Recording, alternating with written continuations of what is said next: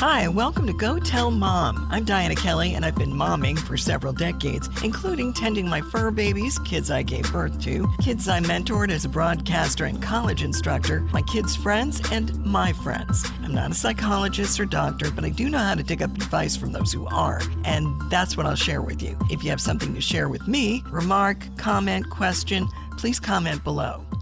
Hope your imagination's wide open today because we are going to be talking about imaginary friends. When I was a kid, my parents told me I have a very active imagination. They'd be scrunched at the end of the kitchen table to make room for my friends that they couldn't see. This went on for a chunk of my early childhood, at least until my siblings were old enough to join us at the table. Ali Volpe of The Atlantic says make-believe companions can teach children more than just how to play pretend. Kids learn how to tell stories centered around their imaginary friends. My parents were pretty good about asking me questions about their unseen dinner companions. I'm sure it made for some lively conversations that I no longer can remember. Imaginary friends can be based on someone your child already knows, a storybook character, even a soft toy. We had Jesus and Mary joining us for a few times at the kitchen table when my mom was reading me Bible stories. RaisingChildren.net says these friends may come and go and may exist only in certain spots like a cubby house or at the kitchen table, and as quickly as they've appeared, they can disappear. Kids usually stop playing with their see-through friends when they're ready to move on to the real deal. But in the meantime, the imaginary friend has a number of qualities that appeal to a young child. They may be great listeners who don't judge the kid for complaining. They may be able to do things your kid can't. The fact that your child determines what the make-believe friend says or does can be appealing to a kid who doesn't feel like they have control over anything. Imaginary friends give you insight into your kid's inner world, their likes, their dislikes, their tastes. RaisingChildren.net says kids with make-believe friends might be more imaginative and more likely to dig into magical stories. Dr. Laura Markham says in GoodHousekeeping.com, if your child starts to prefer imaginary friends to the real ones, that's a red flag. She says parents need to examine what's going on in that kid's social world that prompts them to prefer make-believe opportunities to engaging with real kids. Does the child have some social anxiety? Are they being bullied? Markham adds, though, that kids who have imaginary friends are more skilled in what we call perspective taking. They can see things from another person's point of view, so they tend to be more social than other kids. That doesn't mean you have to go along with everything in the imaginary friend's baggage. If the imaginary friend starts breaking things when no one's looking or throwing things or starts requesting dinner, you may have to set some ground rules. You don't let the make-believe pal turn into your child's way to exert massive control over your family. Make-believe friends are a problem when a kid blames bad behavior on the invisible friend. The kid needs to learn that they will be responsible for whatever the imaginary friend does. Feel free to talk to your child about their see-through buddy and about the difference between real life and pretend. Kids with vivid imaginations can be prone to fear and nightmares. I know I was. My parents loved The Twilight Zone, and it didn't occur to them that while I loved watching the show with them, I'd be hollering later in my dreams. Reinforcing to them that scary creatures don't exist in real life can be comforting. Care.com says having an imaginary companion gives kids a risk-free way to experiment and negotiate social roles that they may not have the freedom to do in real relationships. Kids may also find it easier to talk about something that's upsetting them through their IC. Parents need to listen in on those conversations and then transition to asking the kid how they're feeling about whatever the topic the IC is sounding off on. It could help you understand something that's really bothering your child. Sometimes it's easier for kids to reveal their feelings through a third party, and there's no reason to press them to take ownership of those feelings. Parents.com says imaginary friends help kids with everything from problem-solving skills to emotional wellness, and it makes them feel empowered when they get to control the storyline. You're not alone if you feel you have a kid with make-believe friends. Actually, 2/3 of kids have had an IC at some point in their childhood. In fact, Agatha Christie says she talked to one regularly as an adult. They can make great characters in an author's stories. Now let's get some input from my friend and colleague, Dr. Sheri Waltz, joining us.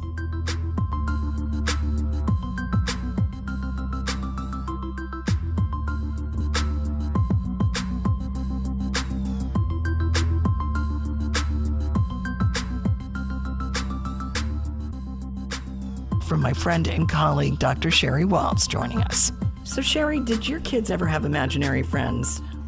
I don't remember them having any, so I actually texted them and said, did you have imaginary friends growing up? And they were like, I don't think so. Wouldn't you remember that? And I'm like, well, I don't remember imaginary friends. I do remember very vivid imaginations, right? But not necessarily imaginary friends. But you were telling me the other day that you did. I did, yeah. I would be watching a kids show, and I came up with different versions of the characters' names, and they would be sitting at the dinner table with us. And then my mother would read me Bible stories, and so we would have Jesus, Mary, and these other characters sitting at the table with us, and Mom and Dad would be scrunched on the end of the table. But I mean, they put up with it, for a while, because 3-year-olds have those kind of imaginations, And I really don't remember much about them now.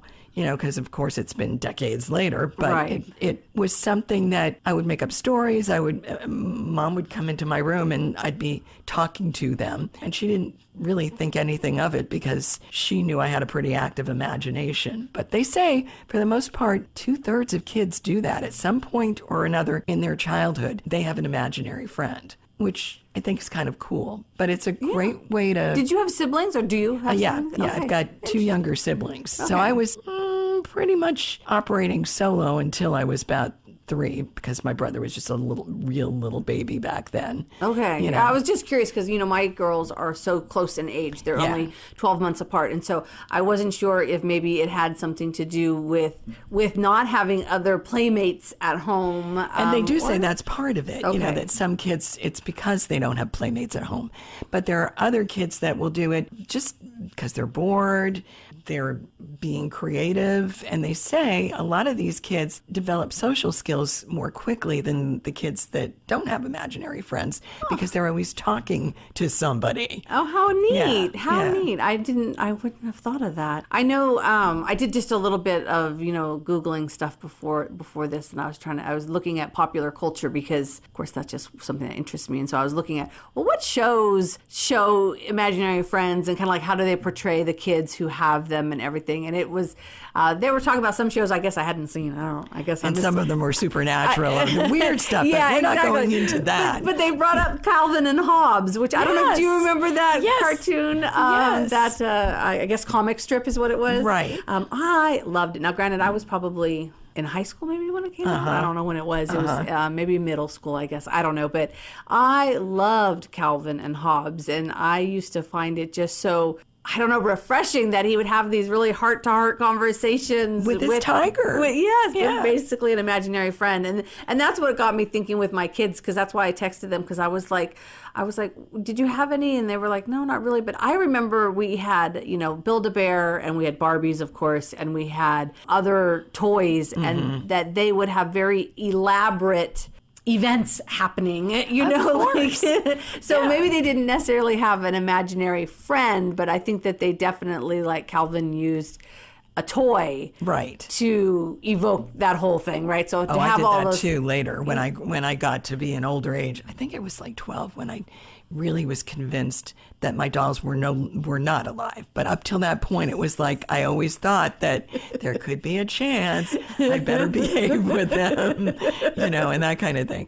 So yeah, I was very actively using pretend, if you will, when I was a kid, and it helped me write stories when I was older because I was so used to acting out characters in my head in these conversations. So it would turn into something that was a little bit more tangible when I had when I started developing my writing skills. How neat. I wonder if they've ever done studies on that, because, people who definitely, storytelling is such an innate part of being human, making connections. You probably had an imaginary friend. Yeah. You didn't realize it. That's what I'm saying. I really wonder. Of course, I don't remember back that long ago. Yeah. And that's even remembering, even remembering my own kids, but those active imaginations, I wonder if those folk who had that experience turned into creative storytellers, whether that's through music and became singer-songwriters, became writers of novels or filmmakers.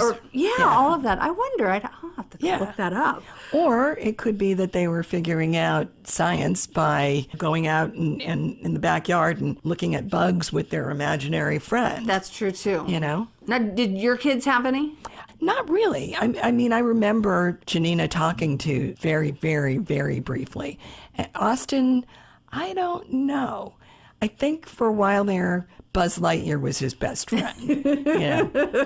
That was funny because we took a trip to Disney World once, and he took Buzz with him, and he left Buzz in the hotel. Oh, my goodness. Disney sent it back to him. Really? Yeah, so a box with Buzz Lightyear. So, of course, I sent them back a huge thank you note. Yeah. But it was pretty cool. But Buzz was his buddy for a long time. Aww. Well, he was kind of an introvert who could be an extrovert when he needed to be. And they say that most of the kids that have their imaginary friends turn into kind of extroverted people because they're so used to using language all the time. Which I think is very, very interesting. You'd think they'd almost be more introverted. And I was expecting that when I was doing research on it. And nope, not so much. No, because they're choosing to use language as their primary means of communication, which would equate to being an extrovert, which would kind of make sense. It's so very fascinating. Yeah. But you don't remember growing out of that phase? Not really. And I think part of that was because once my siblings came along and they were at an age where I could interact with them, it was different. Yeah. I wasn't alone. Right. And I think you were right when you said kids that are by themselves. When there's an age span between you and your next sibling, that can happen. You don't feel like you've got somebody you can talk to when mom and dad are doing dinner or yard work or chores and you're kind of left on your own. Then you've got an imaginary friend to talk to or whatever. They do say there are some drawbacks when a kid is preferring the company of their imaginary friend to real kids around. Okay. That can be a problem because sometimes it's because of bullying. Sometimes it's because I was the youngest in my neighborhood when I was little. Okay. And before my brother and sister came along. And so they didn't want to hang out with the baby. Right. They would be doing their own thing. So I would talk to my pretend friends instead and have tea parties with my pretend friends since the bigger girls in the block weren't willing to socialize that way. But when it gets to the point where they are willing to socialize with the child and the child prefers to talk to their imaginary friend instead, that can be a problem. That can be a red flag, as the experts say, for either bullying behavior or something else going on that shouldn't be there. Interesting. I hadn't really thought about that. I don't know. I was just trying to think, like my kids, even just their imaginary play certainly dwindled as they got older. So there's probably certainly a age. Yeah. An age where it's appropriate. And like I said, I was Googling different shows, and of course they were all talking about the ghosts in the room and all the, all the scary supernatural stuff. And then when they start talking, so I think that I kind of think of it that way. But yeah, I don't know. My kids just never really played that way. But they did play with dolls and toys and act out scenes and the whole 9 yards. Which is kind of what those action figures and dolls are meant to be, is something where kids can use their imagination, and create a story or a setting or whatever. But they say parents are wise to kind of listen in on that, even though it seems like an invasion of privacy, but to listen in on something like that, because if there's a problem, if the kid is getting angry during the playing or that kind of thing, you need to do a heads up on that. Right, to see how they handle conflict through imaginary play. What are they doing? Are they being an aggressor? Are they... Because if they're having a little temper tantrum with their imaginary friend, then they're probably more likely to run into trouble when they have the real thing, Yeah, that's definitely true. Something to chew on, Something to think about, I remember growing up, our next door neighbor, her name was Becky. Her dad worked for Mattel. They had an entire room of Barbie. Oh my goodness. It was like heaven. Yeah. Every Barbie toy that was ever there, he had. Yeah. That was and they had, and we got to play with, and we had very elaborate scenes and happenings and parties and all those things that happen with Barbie. I remember those a lot. And that probably helped you build your storytelling skills. Probably did. Yeah. I, again, never really thought about it. I said I don't remember imaginary friends, but I do remember having a vivid imagination. What fun! What would you advise a parent to do in the event that their child had an imaginary friend who seemed to get them into trouble? Oh, yeah. If they were like the nobody. Yeah. That was like Family Circus. Do you remember that? Yes. Yes. Nobody. The nobody who did nobody. it. Nobody did it. Yeah. But I think that probably you would want to start with a conversation about the imaginary friend and about how the child needs to take responsibility for him. Just like if it was a real friend who came over to the house. If a real friend came over to the house and went into it, and grabbed a plate. Yeah, grabbed a plate and threw it down. Like you need to be able to say something. So teaching them about that. But I suppose if it continued on, I would probably want to seek some type of help, like talk to a school counselor or a therapist or something like that. Because I would be a little bit concerned that there would be some type of a pass almost, where the child might be like, well, I didn't do it. It was them. And so I would be worried about that. Yeah. Like just teaching them the responsibility. Yeah. And that they can't say that their imaginary friend ordered cheeseburgers every day of the week. Or something like that. Something, and again, I'd want to explore that a little bit more and make sure there wasn't any supernatural thing happening in my house. Right. Yeah. Yeah. Well, it's funny because we actually, when my sister was 3, we moved to New Hampshire and we moved into a house where the woman had passed away. She had lived there, honestly, since like 1920. Oh my goodness. And she had passed away and she wanted the house sold to a family with children. So the first night that we had moved in, my mom was getting my sister, it was the morning after. My mom was getting my sister ready for the day. And Denise said, there was a little old lady sitting at the end of my bed last night. Oh, yeah.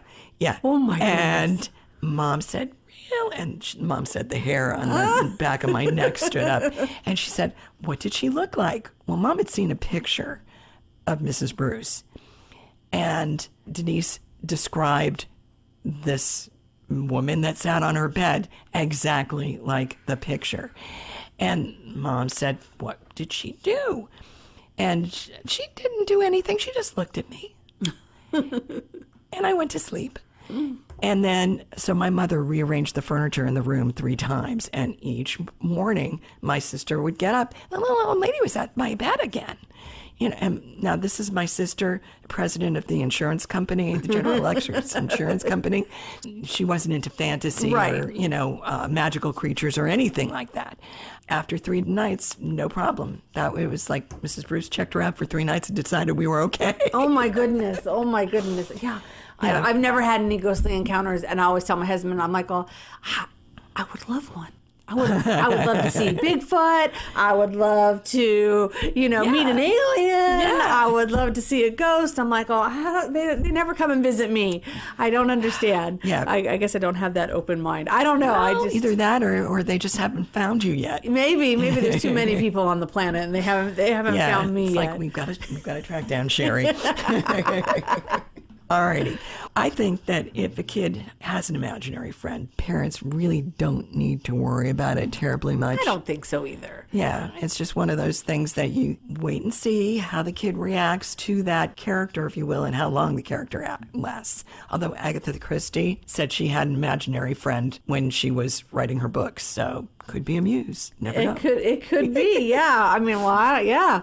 I don't know. I think like everything, right? It's the child, the situation, all of that matters. And I think, parents know their children best and they can kind of navigate those waters. But I don't think that anybody should be concerned about asking for help, right? So if you think your child's doing something that's not working for the child, then reach out to somebody. I think there's a lot of people. I think we don't quite have the same stigma as we did, when we were growing up. And I think now that there are a lot more resources out there. And people like to help. Yeah. So I think that it's a little easier to navigate some of the more challenging questions that can come up sometimes with parenting.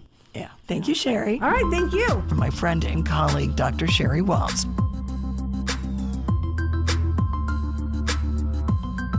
Hey, thanks for listening to this episode of Go Tell Mom, where we chew on stuff that you talk about with your mom, or maybe not. I'm Dianna Kelly. If there's something you want brought up, something you want to add, comment below, and I'll be back next week.